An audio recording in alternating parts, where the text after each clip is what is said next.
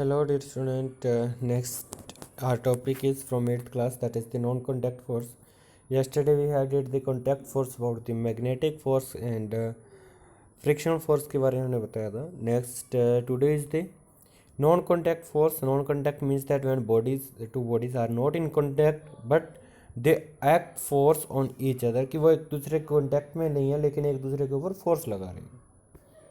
So it is not always necessary that there be a contact between an object and the source of force. For the force to act on an object, there are forces around us which act on object even without touching them is called non-contact force, कि जिसको जो है एक दूसरे को touch भी नहीं करते. First example is given magnetic force.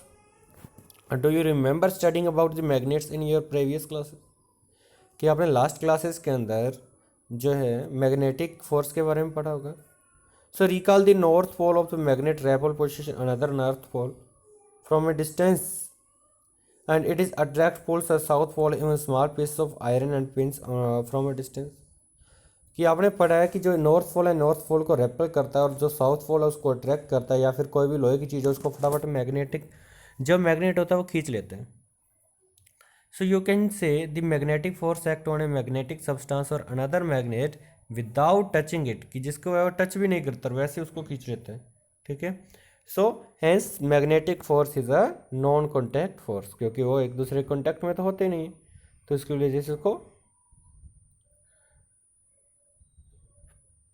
Non contact force कहते हैं मैग्नेटिक फोर्स को. Next is gravitational force. कौन सा होता है? It is not only the magnetic but also there is some other forces which can act on an object without touching it. And have you ever seen object falling towards the ground? कि आप किसी object को फरी फाल नीचे गिराते हो तो वो ऑब्जेक्ट क्या है, बिना किसी फोर्स के अर्थ के ऊपर आ जाता है.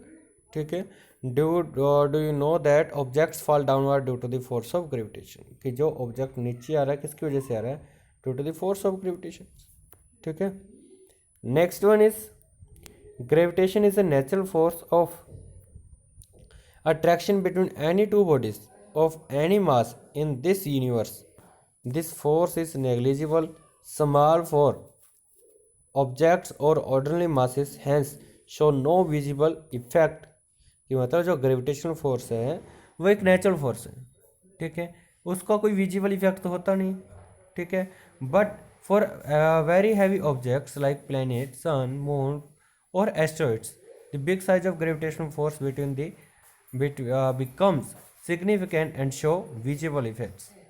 So the force with which the earth attracts the other object towards it is known as the gravitational force of earth. कि वो फोर्स जिसकी वजह से अर्थ किसी ऑब्जेक्ट को अपनी ओर खींचती है. कि जैसे हमने मान लो बुक लिया, पेन लिया, कोई भी चीज़ है, मैं ऐसे पकड़ा और उसको छोड़ दिया हाथ से, जब छोड़ेंगे तो कहाँ गिरेगी? वो नीचे गिरेगी. तो जिस वजह से वो नीचे गिर रही है वो that is the gravitational force of earth due to the gravity, कि अर्थ की ग्रेविटी से वो ऑब्जेक्ट जो है वो नीचे की तरफ आ रहा है. नेक्स्ट जो है children often play with balls. बच्चे बॉल से खेलते हैं. And can you care what happen when ball is throne upward, कि किसी गेंद को ऊपर फेंका गया, क्या होगा? एकदम से नीचे आएगी, थोड़ी दूर जाके ऊपर रुक के फिर नीचे आना स्टार्ट हो जाएगी. कि जैसे ही ऑब्जेक्ट है ऑब्जेक्ट को ऐसे ऊपर फेंका, कि बॉल थी बॉल को ऊपर फेंका, वहाँ रुक गई, उसके बाद दोबारा फिर एकदम से वहाँ से नीचे आएगी. सो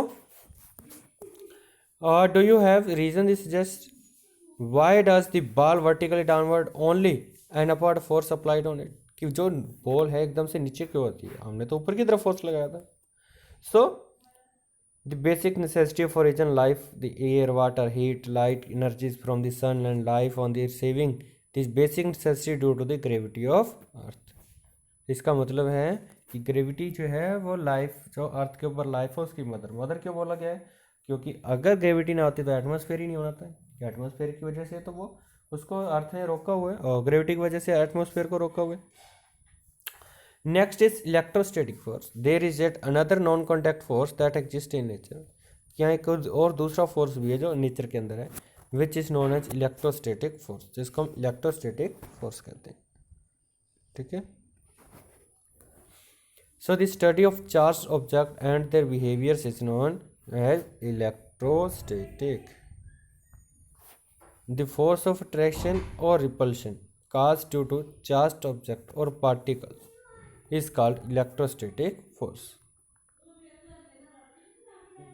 कि there is yet another non contact force, तीसरा कॉन्टैक्ट फोर्स कौन सा, एक मैग्नेटिक हो गया, एक ग्रेविटेशनल हो गया, इलेक्ट्रोस्टैटिक। आपने कई बार नोटिस किया होगा कि आप क्या करते हैं, आप एक स्केल को लेके अपने बालों के अंदर रब करोगे, जैसे ही आप स्केल को बालों के अंदर रब करोगे, उस स्केल से आप कोई भी ऑब्जेक्ट को ट्रैक करना, वो ऑब्जेक्ट छोटे छोटे पीसेस जो हैं वो सारे के सारे उसके ऊपर इकट्ठे होने स्टार्ट हो जाएंगे, ठीक है, उसकी तरफ आने स्टार्ट हो जाएंगे। ये किसकी वजह से आता है, इलेक्ट्रोस्टैटिक फोर्स के ड्यू टू चार्ज प्रोड्यूस होते हैं, ठीक है। Have you ever notice when your mother empty A playback polybag of pulses into container, some of the pulses grain get stuck of the polythene packet and are different to remove from it, and this is because the grain slip out from the playback, they get rubber charged and both the grains and playback are stuck together due to attractive. Next is, if you stand near the screen of a working television with synthetic cloth, your cloth will heavily attacked by the television screen. This is because television screen while it's working is heavily negative size, a heavy negative charge, the screen attract the natural cloth, neutral cloth, ठीक है, क्योंकि TV की screen के ऊपर negative charge होता है। तो वो जो चार्ज होता है ना, चार्ज की वजह से, मान लो हमारे पास एक ग्लास लैब है, इसके ऊपर हम इसको क्या है, किसी कपड़े से रब करना स्टार्ट करते हैं, जैसे रब करना स्टार्ट करेंगे तो इसके ऊपर क्या चार्ज आ जाएगा, प्लस और माइनस, ठीक है।